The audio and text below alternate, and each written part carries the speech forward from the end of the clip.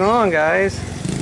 Pretty nice and sunny and humid out here today, and we got 11:35 on the time. And I'm not going to mention date anymore because who knows when I get these videos uploaded. 87 degrees Fahrenheit, 32 degrees Celsius, and we're charging at about 10 amp. This is to reintroduce everybody to an old project that I just kind of got tired of because the amount of work that it was taking.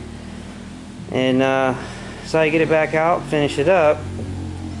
But it is the 1985 LT230. It's going to have a Chinese, basically 230cc engine. They call it a 250. New plastics, and of course the normal, I paint and sand and clean everything up. I retrofitted a Polaris Predator bumper to the front of it, and it has Chinese hubs on here to widen it out, and you can see here it's pretty wide, and I lowered it. It's 44 inches wide. Right now the plastic's just sitting on there to kind of give you guys a perspective. So they're on there crooked and not even fastened. The resi shocks, I had a heck of a time getting them guys on there, and pretty much I mentioned on in the past when I was working on this, I didn't think I could put resi shocks on because of the clearances, and you can see here this barely misses that. I tried it, you know, it comes up and passes it, but it just barely misses the reservoir. I cut off the original shock mount and relocated it back here. This helped lower the bike some, plus make that reservoir fit past.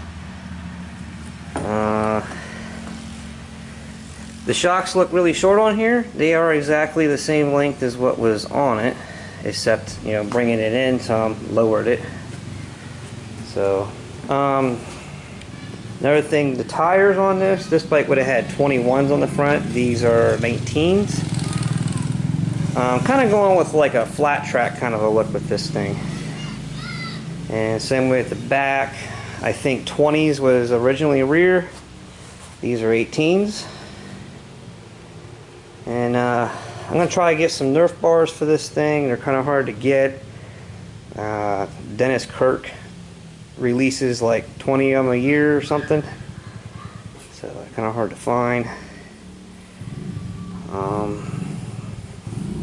On the last time I was working on this, I reupholstered the seat. And of course the new plastics. But yeah, this is going to be a little project thing for a while.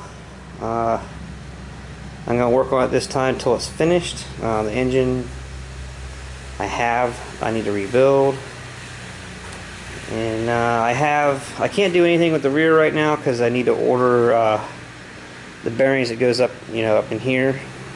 So as soon as I get those ordered and get them in, I can start putting the back end together. And the engine, I need to get a valve spring compressor so that I can rebuild the heads. But that's going to be the new project for a while. Things we got done, got the handlebars and all the controls on,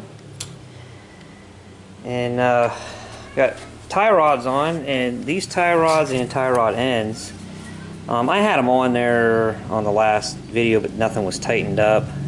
And these are 300EX tie rods. I was going to put some cheapo Chinese ones on there, and I was going to have to cut it in the center and weld an extension in it to make it work. And I just kind of got the thought that see if stock 300EX ones would fit in there, and they fit in just fine. Right now I ain't going to adjust the set nuts. I'm going to wait till I get the rear end in it to properly align it. And kind of got the brake lines ran the way I want to put them. And I kind of hid the splitter behind the bumper. I also got the homemade bumper. This is a homemade bumper completely. Let me see where I crushed it to make it. So actually I cut this out of the back of another bike, but I had to do a lot of extra bending and patching up on it and all that. But the original bumper stuck out to about right here, so I kind of shortened it up to kind of make it look a little better. I thought the other one looks kind of funky. That's about all I'm going to do with this today. I figured make a little update with what I have accomplished today. And my cousin sitting over there kind of made it a little discovery. Did not realize it, but the bike that this engine here came on was advertised as being a 250, and even said 250 on the side of the bike, and is actually a 200. He was looking at these jugs right here. This one here is like 63 millimeter, 64 millimeter. This one's 67. And these jugs sitting around here forever. I never really realized it, but he had found a piston out in my scrap pile that I had bought a long time ago, and I just throwed it out there because I didn't own anything that used it, but it was sloppy fitting in this one and was just fitting in this one, so that kind of sucks. I thought that engine there was a 250. I think it even says it's a 250, or it says a 67 millimeter on the side, but I don't know. So looks like they even do false advertising on these things. So I'm kind of hoping that one there's at least a 250. That's what I plan on putting on the bike. But I guess I'll catch you guys later.